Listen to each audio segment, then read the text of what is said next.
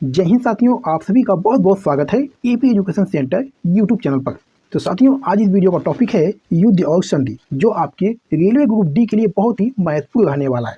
साथियों, ये वही प्रश्न है जो आपके हर साल एग्जाम में बार बार पूछे जाते हैं। तो साथियों, अगर आपको वीडियो पसंद आए, अच्छी लगे तो वीडियो को लाइक कर दीजिएगा। चलिए साथियों, पहला प्रश्न आपके स्क्रीन पे है। प्लासी की लड़ाई के बाद बंगाल का नवाब किसे बनाया गया था? मेरे प्यारे साथियों, मैं आपको बता दूं कि मेरे आंसर देने से पहले अपना एक आंसर टिक कर लीजिएगा और लास्ट में कमेंट करके जरूर बताइएगा कि आपने कितने प्रश्नों के आंसर सही किए हैं। ठीक है, तो चलिए इस प्रश्न का सही आंसर देने का प्रयास करिएगा। प्लासी की लड़ाई के बाद बंगाल का नवाब किसे बनाया गया था? तो मेरे प्यारे साथियों, प्लासी की लड़ाई के बाद बंगाल का जो नवाब बनाया गया था, ये मीर जाफर को बनाया गया था। चलिए साथियों, नेक्स्ट क्वेश्चन है। 1751 ईस्वी में द सीज ऑफ आरकोट में कौन विजयी हुआ? बताइएगा दोस्तों। 1751 ईस्वी में द सीज ऑफ आरकोट में विजयी कौन हुए? तो साथियों, ये ब्रिटिश लोग विजयी हुए। चलिए साथियों, नेक्स्ट क्वेश्चन देखिएगा। तराइन की पहली लड़ाई जो है ये किस वर्ष लड़ी गई थी? बताइएगा, बहुत ही अच्छा प्रश्न है। तराइन की जो पहली लड़ाई थी ये किस वर्ष में लड़ी गई थी?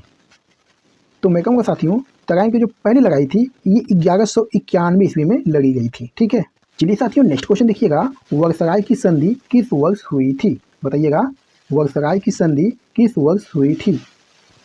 साथियों, वर्सराय की जो संधि है ये 1919 में हुई थी। ठीक है, चलिए साथियों, नेक्स्ट क्वेश्चन देखिएगा।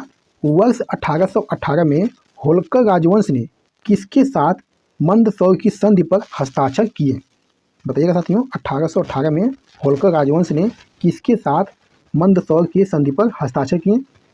साथियों, ये ब्रिटिश के साथ किए। चलिए साथियों, नेक्स्ट क्वेश्चन देखिएगा। निम्न में से किस लड़ाई में मौलवी अहमदुल्ला शाह ने हेनरी लॉरेंस के नेतृत्व वाली सेना को परास्त किया था? बताइएगा साथियों, निम्न में से किस लड़ाई में मौलवी अहमदुल्ला शाह ने हेनरी लॉरेंस के नेतृत्व वाली सेना को परास्त किया था?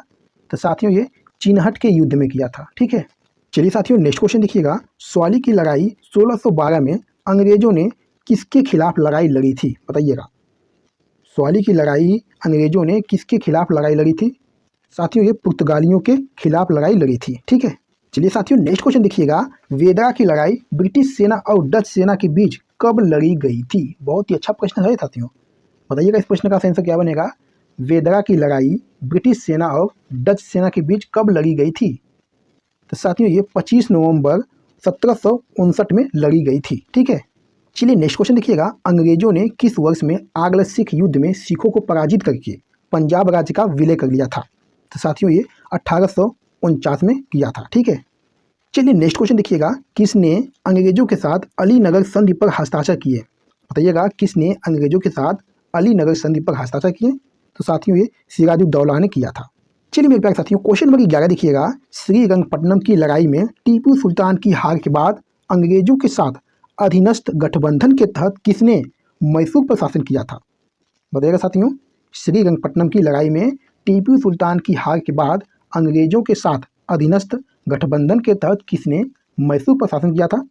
तो साथियों, ये वाडियर था। ठीक है, चलिए साथियों, नेक्स्ट क्वेश्चन देखिएगा। बक्सर का युद्ध किस वर्ष में लड़ा गया था? बताइएगा, बक्सर का युद्ध किस वर्ष में लड़ा गया था? तो मेरे प्यारे साथियों, बक्सर का जो युद्ध है ये साथियों 1764 में लड़ा गया था। ठीक है, चलिए साथियों, नेक्स्ट क्वेश्चन है। 1739 में करनाल का युद्ध नादिर शाह और निम्न में से किसके बीच लड़ा गया था? बताइएगा साथियों, 1739 में करनाल का युद्ध जो है नादिर शाह और किसके बीच लड़ा गया था? तो साथियों, आपको बता दूं कि 1739 में करनाल का जो युद्ध हुआ था ये नादिर शाह और मोहम्मद शाह के बीच लड़ा गया था दोस्तों। ठीक है, चलिए साथियों, नेक्स्ट क्वेश्चन देखिएगा। 1757 का विख्यात प्लासी का युद्ध जो है ये वर्तमान भारत के किस क्षेत्र में लड़ा गया था? बताइएगा साथियों, 1757 का विख्यात प्लासी का जो युद्ध हुआ था ये वर्तमान भारत में किस क्षेत्र में लड़ा गया था? साथियों, मैं कहूँगा पश्चिम बंगाल में लड़ा गया था। ठीक है, चलिए साथियों, नेक्स्ट क्वेश्चन देखिएगा। किस लड़ाई के बाद ईस्ट इंडिया कंपनी ने भारतीय राज्यों में अपने निवासी नियुक्त करना शुरू कर दिया था? बताइएगा, बहुत ही अच्छा प्रश्न है साथियों। किस लड़ाई के बाद ईस्ट इंडिया कंपनी ने भारतीय राज्यों में अपने निवासी नियुक्त करना शुरू कर दिया था?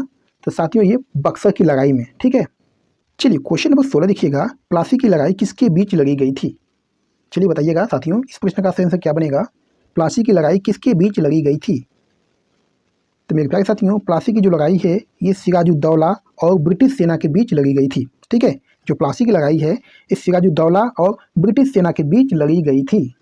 चलिए साथियों, नेक्स्ट क्वेश्चन देखिएगा, श्रीरंगपट्टनम किला किस राज्य में स्थित है? बताइएगा, श्रीरंगपट्टनम किला किस राज्य में स्थित है? तो साथियों, श्रीरंगपट्टनम किला जो है ये कर्नाटक राज्य में स्थित है। ठीक है, चलिए नेक्स्ट क्वेश्चन देखिएगा, 1757 में किसकी लड़ाई के बाद अंग्रेजों ने भारत में राजनीतिक शक्ति हासिल की? तो मेरे प्यारे साथियों, 1757 में प्लासी की लड़ाई के बाद अंग्रेजों ने भारत में राजनीतिक शक्ति को हासिल की। ठीक है, चलिए नेक्स्ट क्वेश्चन देखिएगा, गोवा का युद्ध जो है ये किस वर्ष लड़ा गया था? बताइएगा, गोवा का युद्ध किस वर्ष लड़ा गया था? तो साथियों, गोवा का जो युद्ध है ये सन 1510 में लड़ा गया था। ठीक है, गोवा का युद्ध जो है ये सन 1510 ईस्वी में लड़ा गया था। चलिए साथियों, नेक्स्ट क्वेश्चन देखिएगा, ब्रिटिश ईस्ट इंडिया कंपनी ने पुर्तगालियों को किस लड़ाई में पराजित किया? बताइएगा, ब्रिटिश ईस्ट इंडिया कंपनी ने पुर्तगालियों को किस लड़ाई में पराजित किया? तो साथियों, ये लड़ाई थी स्वाली की लड़ाई। ठीक है, ब्रिटिश ईस्ट इंडिया कंपनी ने पुर्तगालियों को स्वाली की लड़ाई में पराजित किया। ठीक है, नेक्स्ट क्वेश्चन देखिएगा, टीपू सुल्तान तथा ब्रिटिश ईस्ट इंडिया कंपनी ने मैंगलोर की संधि पर किस वर्ष हस्ताक्षर किए थे? बताइएगा, टीपू सुल्तान तथा ब्रिटिश ईस्ट इंडिया कंपनी ने मैंगलोर की संधि पर वर्ष कितने में हस्ताक्षर किया था? तो साथियों, ये 1784 में हस्ताक्षर किए थे। ठीक है, नेक्स्ट क्वेश्चन साथियों, तुकरोई का युद्ध कब लड़ा गया था? बताइएगा, तुकरोई का युद्ध कब लड़ा गया था? तो साथियों, ये 1575 ईस्वी में लड़ा गया था। ठीक है, तुकरोई का जो युद्ध है ये 1575 में लड़ा गया था। चलिए नेक्स्ट क्वेश्चन देखिएगा, सुगौली की संधि पर अंग्रेजों एवं किसके द्वारा हस्ताक्षर किया गया था? बताइएगा, सुगौली की संधि पर अंग्रेजों एवं किसके द्वारा हस्ताक्षर किया गया था? तो साथियों, मैं कहूँगा ये सुगौली की संधि पर दोस्तों अंग्रेजों और गोरखाओं के बीच दोस्तों हस्ताक्षर किया गया था। ठीक है, चलिए साथियों, नेक्स्ट क्वेश्चन देखिएगा, प्लासी की लड़ाई सिराजुद्दौला और ब्रिटिश कंपनी के बीच किस वर्ष लड़ी गई थी? तो साथियों, ये 23 जून 1757 को लड़ी गई थी। ठीक है, चलिए साथियों, नेक्स्ट क्वेश्चन देखिएगा, मध्यकालीन भारत के निम्नलिखित में से किस राजा द्वारा मन कौतूहक पुस्तक का संकलन किया गया था?